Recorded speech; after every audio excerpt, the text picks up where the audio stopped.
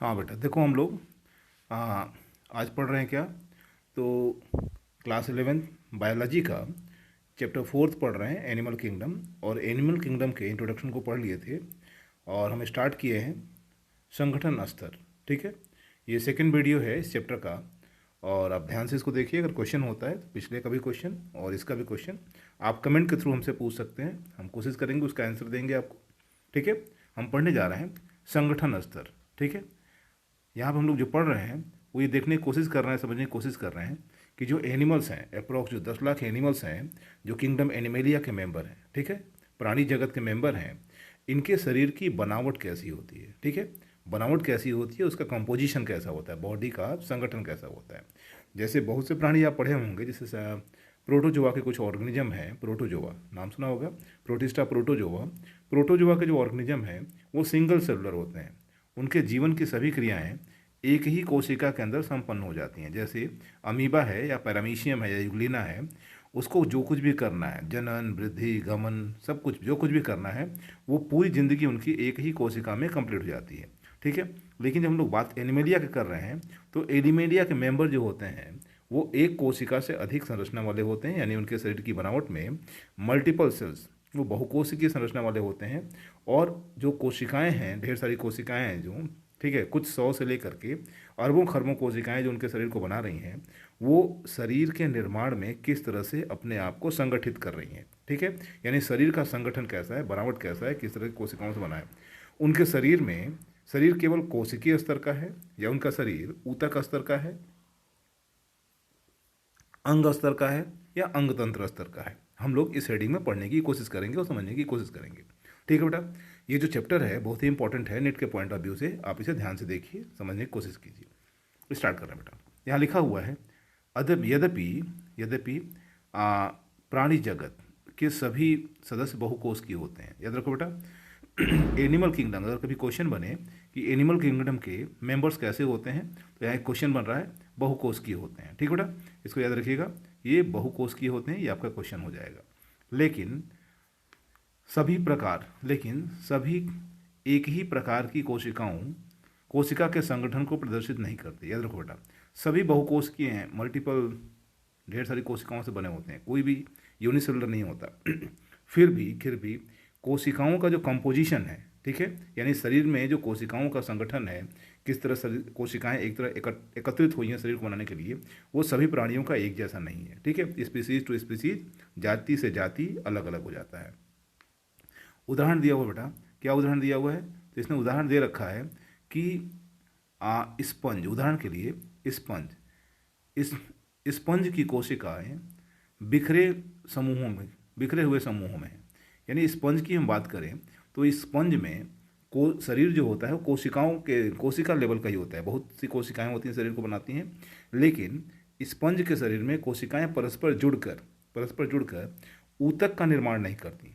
यानी आप कह सकते हो स्पंज के शरीर में, शरीर की जो बनावट होती है वो बेटा कोशिकीय स्तर की ही होती है। ठीक है, कोशिकीय स्तर की ही होती है। इसके संगठन जो है वो सेलुलर है, सेलुलर ऑर्गेनाइजेशन इसकी बॉडी का है। ठीक है, इसके बॉडी में कोशिकीय स्तर ही पाया जाता है। ठीक है, कोशिकाओं के बीच में श्रम विभाजन पाया जाता है बेटा, कोशिकाओं के बीच में श्रम विभाजन पाया जाता है। श्रम विभाजन का मतलब क्या हो गया? आपसे क्वेश्चन किया जा सकता है कि स्पंज में कोशिकाओं के बीच में श्रम विभाजन, यानी अलग अलग कोशिकाएं होती हैं अलग अलग काम को करने के लिए। जैसे फूड को डाइजेस्ट करने के लिए और पचे हुए भोज्य पदार्थ को एकत्रित करने के लिए स्पंज के शरीर में थीसोसाइट्स होती हैं, बिल्कुल वैसे ही जनन के लिए जर्म सेल्स होती हैं। ठीक है, और अन्य कोशिकाएं अलग अलग तरह, स्क्लेरोब्लास्ट, कांटों को बनाने के लिए स्क्लेरोब्लास्ट कोशिकाएं होती हैं। यानी स्पंज के शरीर में अलग अलग जो काम हो रहा है वो अलग अलग कोशिकाएं कर रही हैं, काम के आधार पर कोशिकाओं का बंटवारा हो गया है, इसे ही हम लोग श्रम विभाजन कहते हैं बेटा। स्पंज में श्रम विभाजन पाया जाता है।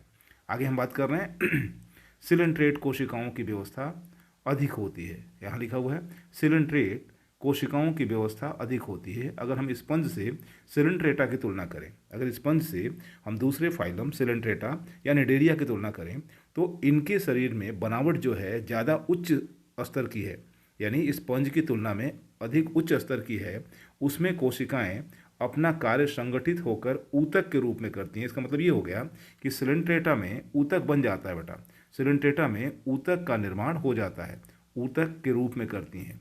ठीक है, किसमें बात हो रहा है, यानी सिलेंट्रेटा का जो शरीर स्तर है, कोशिकाएं संगठित होकर ऊतक का रूप के रूप में काम करती हैं। ठीक है, इसलिए इसे ऊतक स्तर का संगठन कहा जाता है। यानी अगर पूछा जाए कि पोरीफेरा में किस स्तर का संगठन होता है, तो कोशिकीय स्तर का।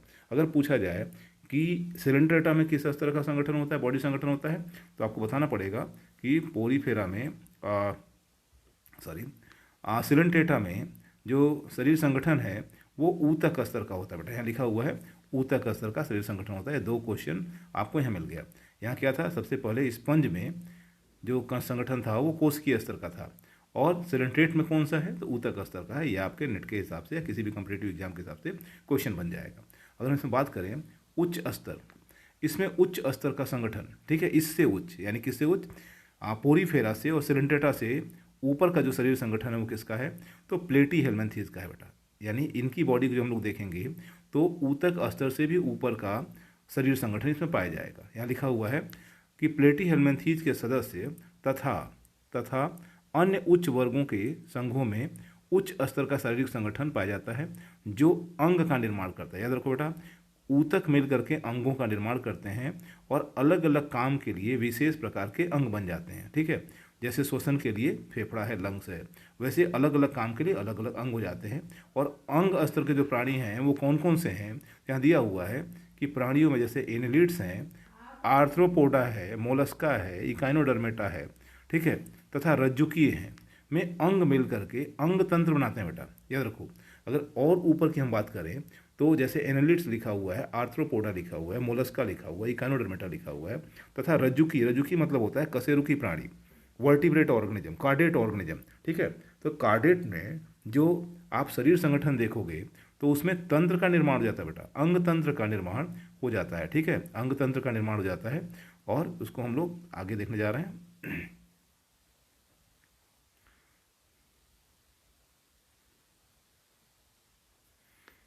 कार्य करते हैं, यहाँ लिखा हुआ है अंग तंत्र की तरह कार्य करते हैं। इस तरह की संरचना को अंग तंत्र के स्तर का संगठन कहा जाता है। यानी organ system grade body organisation. यानी हम लोग अभी जिन जिन ऑर्गेनिज्म को पढ़े हैं, किसको पढ़े हैं, तो एनेलिडा था, ठीक है, एनेलिडा के साथ साथ मोलस्का था, इकाइनोडर्मेटा था और रज्जुकी प्राणी। इनमें कौन सा संगठन है बेटा, इनमें जो संगठन है वो अंगतंत्र स्तर का है। ठीक है, अंगतंत्र स्तर का है और ये एडवांस है। आगे लिखा हुआ बेटा, विभिन्न प्राणी समूहों में अंग तंत्र विशेष प्रकार की जटिलता प्रदर्शित करते हैं। यानी अलग अलग प्राणियों के समूह को जब स्टडी करोगे आप, ठीक है, तो अंग तंत्र अलग अलग तरह से होता है और जटिल होता है, सिंपल नहीं होता, जटिल होता है। उदाहरण के लिए पाचन तंत्र, अपनी पाचन तंत्र की बात कर लो। हम लोग का पाचन तंत्र जो है आहार नाल से स्टार्ट होता है, मुख से स्टार्ट होता है और एनस पे ख़त्म होता है, गुदा पे ख़त्म होता है, और ये एक पूर्ण नली होती है। जबकि बहुत से ऐसे ऑर्गेनिज्म हैं जिसमें अपूर्ण पाचन तंत्र पाया जाता है। लिखा हुआ है बेटा, उदाहरण के लिए पाचन भी अपूर्ण और पूर्ण होता है, पाचन तंत्र भी अपूर्ण और पूर्ण होता है। अपूर्ण पाचन तंत्र में एक ही वाह्य द्वार होता है। जैसे हाइड्रा की बात करोगे तो हाइड्रा अपने मुख द्वारा ही भोजन ग्रहण करता है। याद रखो बेटा, हाइड्रा के शरीर की जब बात करोगे तो हाइड्रा मुख द्वारा भोजन ग्रहण करता है और मुख से ही भोजन को निकाल देता है। भोजन इसी से ग्रहण करेगा, इसी छिद्र से, और फिर इसी से निकाल देगा। ठीक है, इसी की बात कर रहा है ये। ठीक है, द्वार होता है जो मुख तथा गुदा दोनों का कार्य करता है। याद रखो बेटा, मुख तथा गुदा दोनों का कार्य करता है। इसमें हालांकि एग्जाम्पल जो है वो प्लेटी हेलमिंथेस का दिया हुआ है, क्योंकि हाइड्रा में तो अंग तंत्र बना ही नहीं होता। ठीक बेटा, अगर आपसे क्वेश्चन कर दे कि अपूर्ण आहार नाल किसके पास है, अपूर्ण आहार नाल किसके पास है, तो आप किसको बताओगे, तो यहाँ पे ध्यान देखिए, अपूर्ण पाचन तंत्र एक ही द्वार होता है, एक ही छिद्र होता है, मुख तथा गुदा दोनों का कार्य करता है। जैसे प्लेटी हेलमिंथेस, आपसे ये क्वेश्चन बन सकता है। ठीक है, पूर्ण पाचन तंत्र हम बात करें, पूर्ण पाचन तंत्र में 2 द्वार होते हैं। एक का नाम मुख है जिससे हम भोजन ग्रहण करते हैं, और दूसरे का नाम है गुदा है जिसे हम लोग एनस कहते हैं, मल छिद्र भी बोलते हैं, जिससे अपचा पदार्थ शरीर से बाहर निकाल दिया जाता है। ठीक इसी प्रकार परिसंचरण तंत्र भी 2 प्रकार का होता है। ध्यान देखिए बेटा, एक को हम लोग बोलते हैं खुला परिसंचरण तंत्र, एक को बोलते हैं खुला परिसंचरण तंत्र, और दूसरे को बोलते हैं बंद परिसंचरण तंत्र। याद रखो बेटा, खुला परिसंचरण तंत्र और बंद परिसंचरण तंत्र। बात कर रहे हैं खुला परिसंचरण तंत्र। खुले परिसंचरण तंत्र में क्या होता है कि जो रुधिर है, खुले परिसंचरण तंत्र में रक्त का बहाव, जैसे जो रुधिर है वो शरीर में जब फ्लो करता है, बहता है, तो वो सीधे शरीर में भेज दिया, हृदय से सीधे शरीर में भेज दिया जाता है, तथा वह कोशिकाओं और ऊतक तथा कोशिकाएं और ऊतक ब्लड में डूबे रहते हैं। यानी जो ब्लड है, जो रुधिर है, वो नलिकाओं में नहीं बहता, नलिकाओं में नहीं बहता, सीधे सीधे पूरे ऊतक में फैल जाता है और कोशिकाओं तक ब्लड पहुंच जाता है। ये खुले परिसंचरण तंत्र का कार्य है या फिर इसकी विशेषता है। जबकि अगर हम लोग बात बंद परिसंचरण तंत्र की करेंगे, अगर बात बंद परिसंचरण तंत्र की करेंगे, तो रक्त का संचार यानी जो ब्लड बहता है वो हृदय से अलग अलग व्यास वाली वाहिकाओं, अलग अलग व्यास वाली वाहिकाओं, वाहिकाएं कौन की बात, वाहिकाओं की बात कर रहा है, धमनियों और सिरा की कर रहा है और केशिकाओं की बात कर रहा है। यानी हृदय से जो ब्लड निकलेगा वो धमनियों में जाएगा, धमनियों से केशिकाओं में जाएगा और केशिकाओं से सिराओं में जाएगा, अब वापस फिर से हृदय में आ जाएगा। जो रुधिर है वो नलिकाओं में बहता है। बंद परिसंचरण तंत्र में जो रुधिर है वो नलिकाओं में बहता है, जबकि खुले परिसंचरण तंत्र में जो रुधिर है वो सीधे सीधे ऊतक में पहुंच जाता है। ठीक है बेटा, इसको ध्यान से रखिएगा। और इसके आधार पर भी जीवों का वर्गीकरण किया जाता है, इसके आधार पर भी जीवों का वर्गीकरण किया जाता है। हम लोग का नेक्स्ट रीडिंग होने वाला है बेटा सममित, हम लोग का नेक्स्ट रीडिंग जो होने वाला है सममित है बेटा, ध्यान से देखिए आप लोग। ठीक है।